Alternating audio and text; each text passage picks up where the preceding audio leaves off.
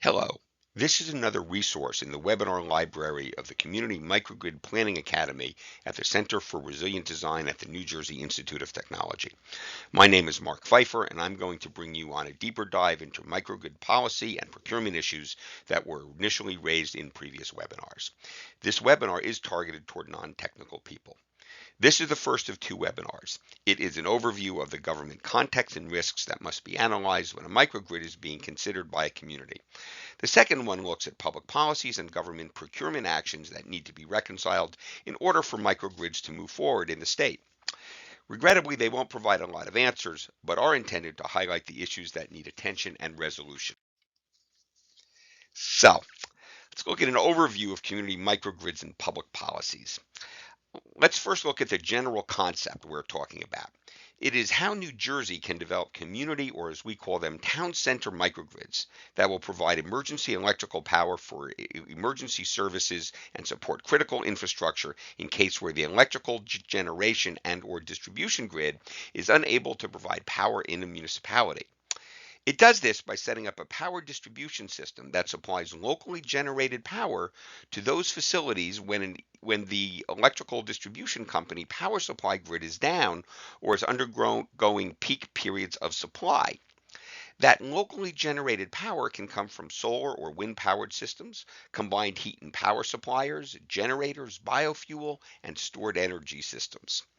Once established, a microgrid must be regularly tested and used to ensure it will not fail. Equipment maintenance is performed and communications and technology systems kept up to date. Like a generator that sits still until it's needed, it needs to be periodically tested and stressed to make sure it will work when necessary. To date, microgrids have been very successful when a microgrid connects contiguous properties that are owned or managed by a single owner. We've seen that very successfully in universities or government complexes throughout the country. Extending the concept of the microgrid beyond those boundaries and involving multiple property owners and multiple suppliers of distributed energy, public rights of way is the new opportunity and challenge. So let's talk about this idea of the community town center microgrid and why a government would want to consider it. So what problem does that town center microgrid solve? The problem is what happens when the EDC grid goes down. The challenge became very evident from grid failures throughout the state during Superstorm Sandy. There were a myriad of local and system operator circumstances that led to that failure and what was an unusually slow recovery. Put at particular risk were vulnerable populations, seniors and those with medical conditions that require 24/7 power. But it will also compromise the ability of emergency responders to do their jobs, let hospitals operate as necessary, make sure gas stations can operate, and food stores can have supplies for residents. These are the challenges that we're trying to solve with a microgrid. The microgrid creates options for local officials to meet many of those responsibilities. The idea in many cases is to create one in a downtown area that can include public, healthcare, congregate housing, and food suppliers. Another value of a microgrid is during peak demand periods.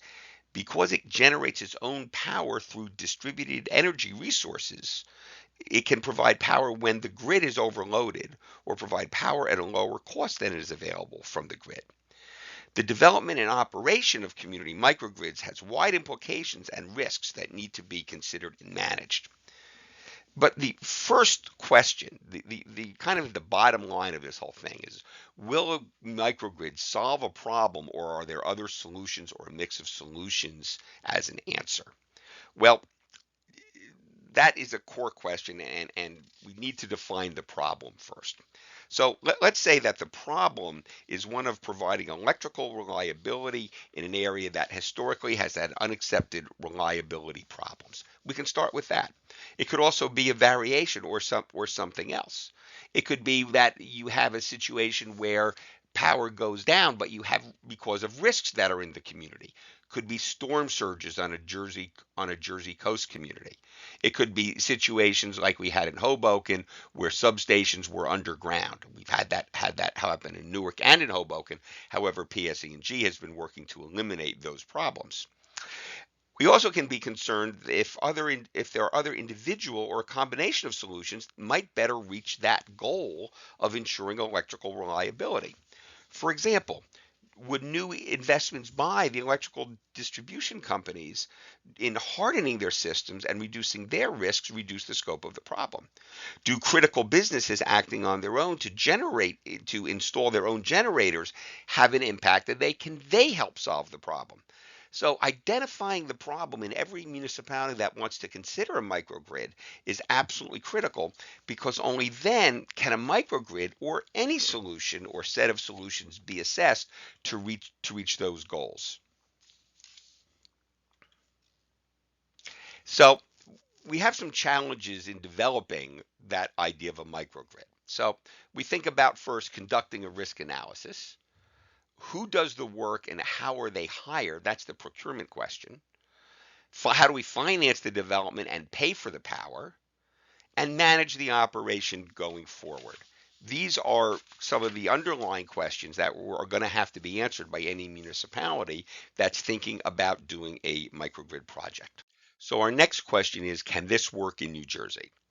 Well, first, New Jersey believes that microgrids can be a possible solution to power outages during emergency and high cost periods. And that's an important aspect that we have to think about. The idea of a community or town center microgrid is new, and it's not yet proven in practice. New Jersey is one of the states at the cutting edge of this. Other states looking at it include California, New York, and Connecticut and Maryland. And we have to think about that, because if it's not hasn't been done anywhere, how do we know what we're going to do? Well, it leads us to observe that at the end of the day, using the phrase "you don't know what you don't know" has some value to this. We also have to think about the fact that public policy is a very fluid and challenging opportunity, we'll say.